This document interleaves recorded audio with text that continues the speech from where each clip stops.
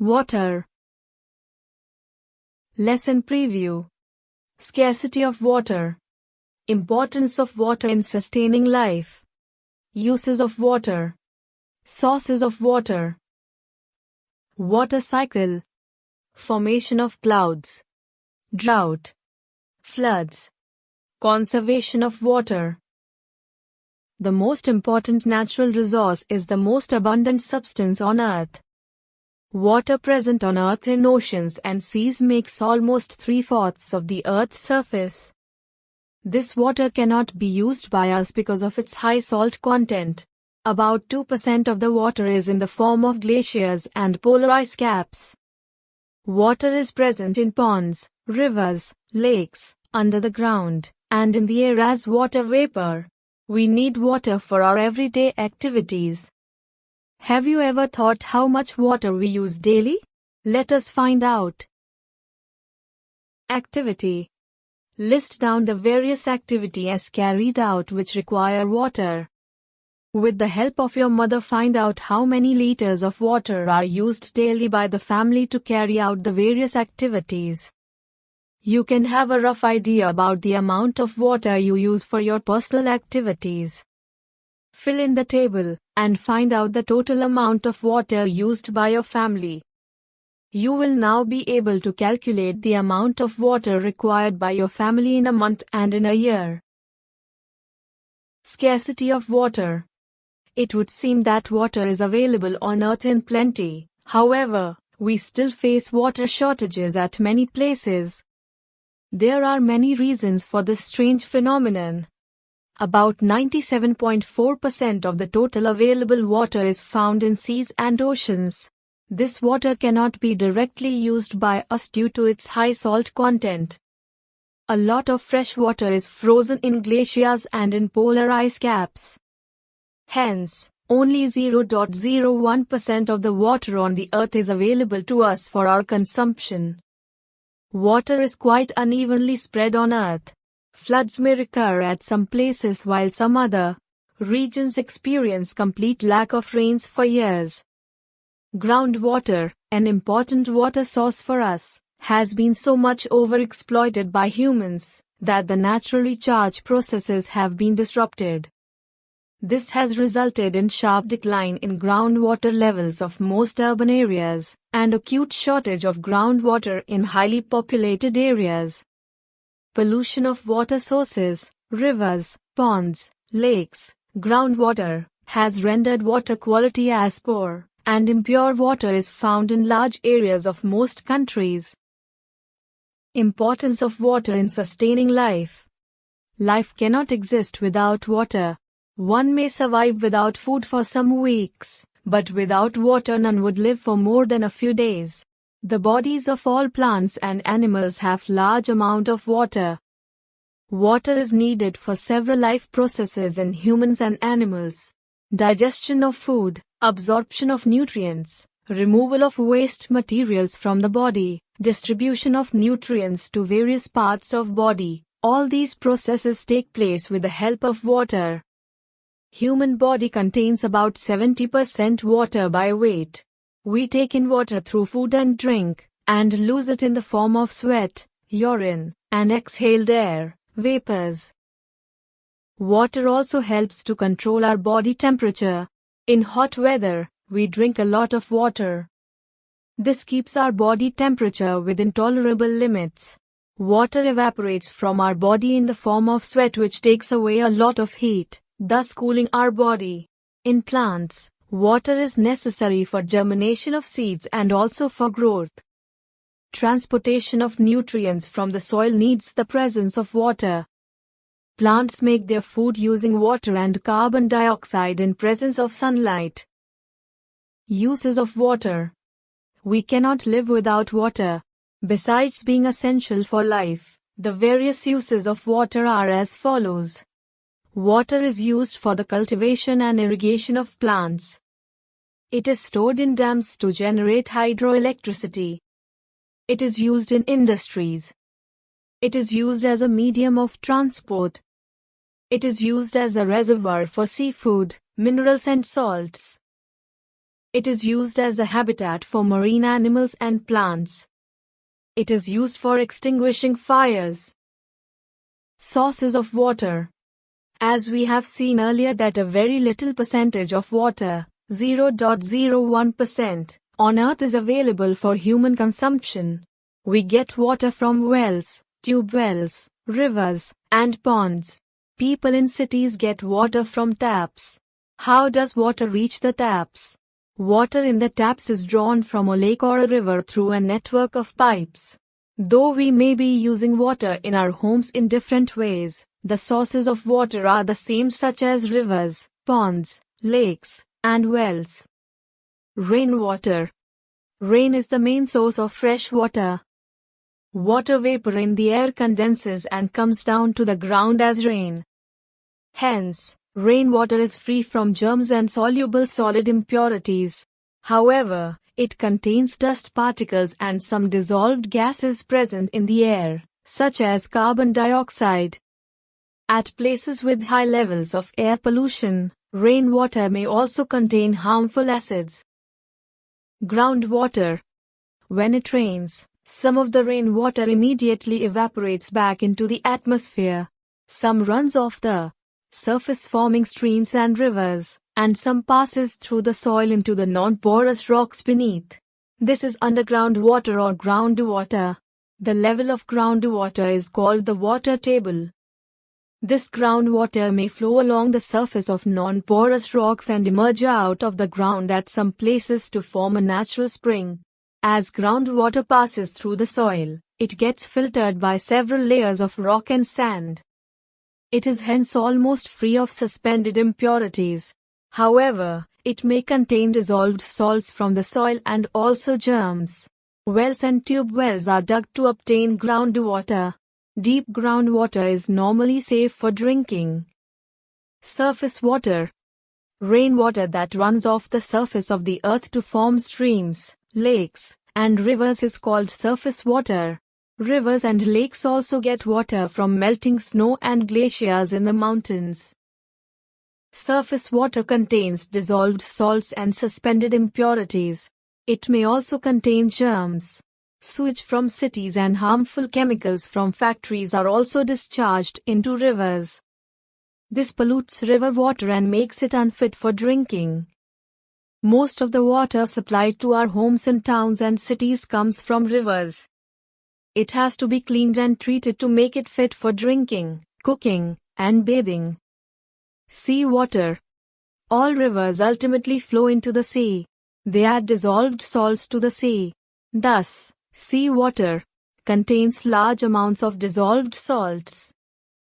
This makes sea water unfit for drinking, industrial use, and agriculture. Though we do not use ocean water directly as it is saline, yet it plays an important role in supplying water that we use. You must be wondering how it is possible. We are staying so far away from oceans. How is it that ocean water which is salty reaches the rivers, ponds, lakes, etc., and the water of rivers, ponds, and lakes which supply water to us is not saline?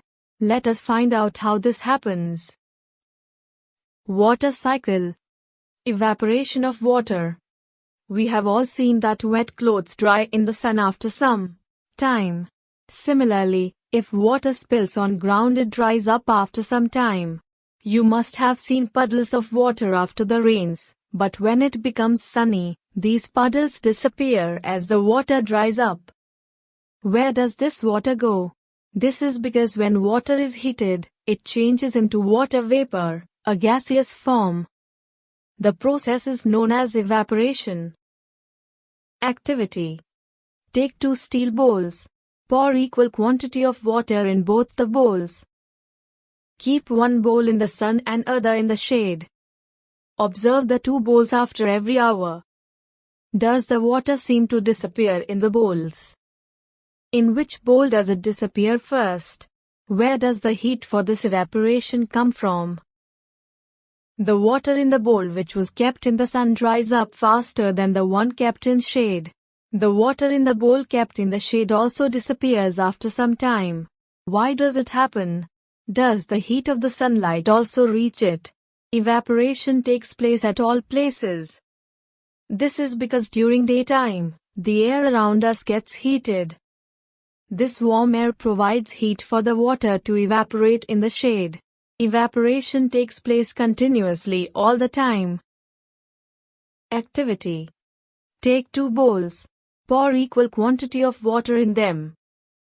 Keep one bowl under the fan and the other bowl where there is no wind. Observe the 2 bowls after every half an hour. From which bowl does water evaporate faster? You will notice that the water evaporates faster from the bowl kept under the fan than from the other bowl. This shows that evaporation also depends upon the speed of wind. This is why clothes dry faster on a windy day. Evaporation also depends upon humidity and surface area. Surface water or water from the oceans, rivers, lakes, and ponds gets heated up during the day because of the heat of the sun. Water from all these places, and also from the fields and land evaporates and changes into water vapor. However, this process is extremely slow. Loss of water by plants. Plants also give out large amounts of water from their leaves during transpiration. This water also goes into the air. Plants use only a small amount of water taken up from the soil for preparing food, and the rest is released as water vapor. Activity. Fill a glass with water. Add a few ice cubes to it. Keep it on a table, and observe after a few minutes. What do you notice? You will notice tiny water drops on the outer surface of the glass. These water drops are called droplets. This happens because when the hot air comes in contact with the cold surface of the glass, it cools down. The water vapor present in air condenses to form water. Thus, condensation is the process in which water vapor when cooled changes into water. Formation of clouds. Water enters into air through the processes of evaporation and transpiration. The water vapor being lighter than air rises up. As water vapor rises up, it begins to cool. When it cools down, it condenses to form water droplets. Condensation plays an important role in bringing water back to the surface of the earth. The tiny drops of water join together to form clouds. Some drops of water become heavy and fall on the earth as rain. This is called precipitation. If air is very cold, the water drops freeze and fall down as hail or snow. Rainwater is the purest form of natural water. Thus, we see that water converts into water vapor and goes into air by evaporation and transpiration. It condenses and forms clouds and then comes back to the ground as rain, hail or snow. The water which falls on the land forms streams which join to form rivers. Snow in the mountains melts and flows in the form of streams and rivers. Some of the rainwater seeps into the soil and gathers to form groundwater. Water from the rivers after covering long distances ultimately falls into the ocean.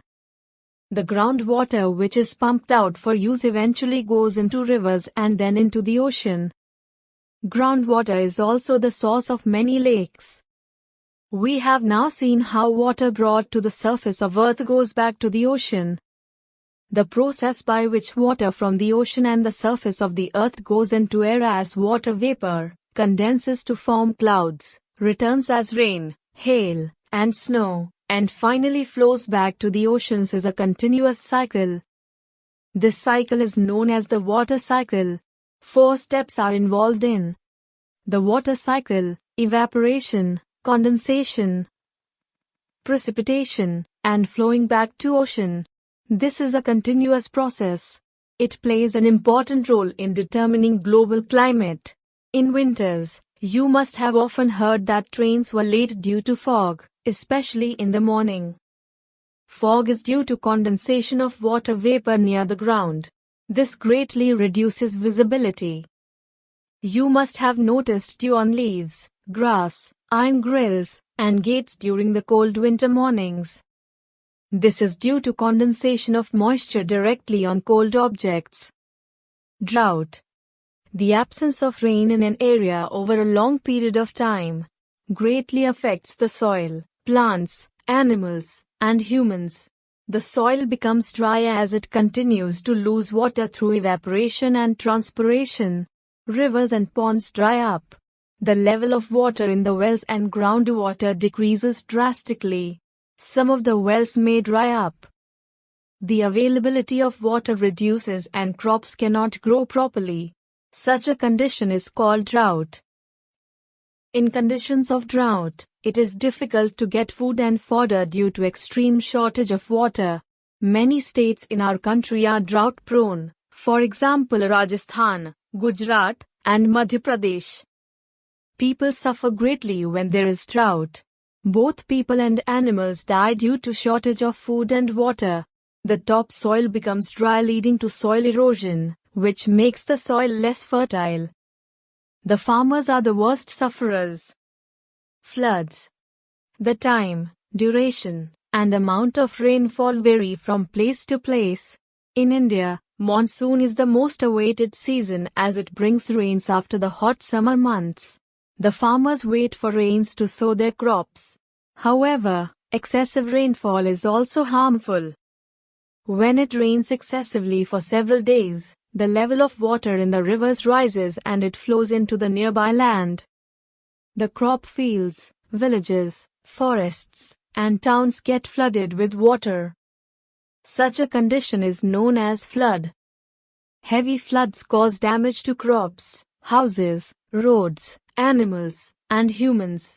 The crops get covered with water and cannot grow properly. This results in food shortage. The animals living in water are also carried away with the flood waters. They get trapped on land and die. Both people and animals die due to drowning, hunger, lack of drinking water, and waterborne diseases. Conservation of water. The demand for water is increasing day by day. This is due to the rapid increase in population. More and more water is being used for producing food and manufacturing products in industries. All these factors are leading to water shortage. The demand for water far exceeds its availability. You must have seen long queues for collection of water, especially in cities. Hence, it has become extremely important not to waste water and to use it wisely and carefully. We need to take urgent steps to conserve water. Some of the steps by which we can conserve water at home are: avoid wastage of water and use it judiciously. Recycle water wherever possible. Prevent leakage of water from the taps. Turn off the taps when not in use. Use a bucket and a mug instead of shower to have a bath. Prevent overflow of overhead water and storage tanks. Employ rainwater harvesting. Rainwater harvesting. Rainwater harvesting is a good method to conserve water. It means collection of rainwater for later use. We can use harvested water for various purposes including drinking, washing, watering plants, in toilets, etc. Rainwater harvesting can be done in two ways: surface runoff harvesting, rooftop rainwater harvesting. Surface runoff harvesting. In this system, rainwater is allowed to go into the ground directly from the drains that collect rainwater. Pits, trenches, dug wells, etc. are used to collect rainwater. Rooftop rainwater harvesting. In this system, rainwater falling on the roofs of buildings is collected through pipes into a storage tank. The collected water needs to be filtered before use as it contains soil and dust from the roof. It can also be allowed to flow into a deep pit in the ground for recharging or refilling the groundwater.